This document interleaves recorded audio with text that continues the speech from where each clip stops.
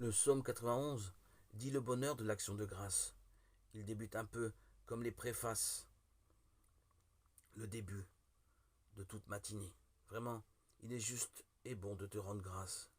Mais il est plus lyrique, il s'agit de rendre grâce et de chanter pour le nom de Dieu dès le matin et au long des nuits, sur la lyre, sur la harpe ou sur la cithare. Rendre grâce au Dieu, c'est annoncer son amour, sa fidélité, c'est annoncer sa droiture, sa vérité, pas de ruse en Dieu. Amour, fidélité, droiture et vérité de Dieu se donnent à lire dans ses œuvres.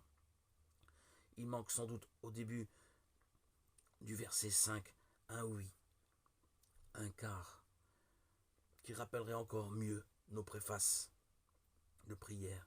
Et quelles sont les œuvres de Dieu qui mettent le psalmisme et chacun de nous avec lui en état de louange. Il y a le sort de l'insensé, versets 7 et 8. L'homme borné, les impies, ceux qui font le mal. Ils grandissent, ils croissent, ils fleurissent comme l'herbe, mais c'est pour disparaître à tout jamais.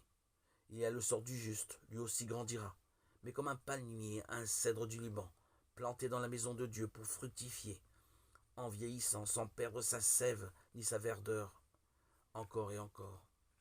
Nous savons que le seul juste capable de la parfaite action de grâce, c'est le Christ Jésus grandissant comme un palmier, comme un cèdre du Liban, grandissant en force et en âge. Luc 2, 40, dans l'intimité de son Père. Et c'est par lui que passent toutes nos actions de grâce.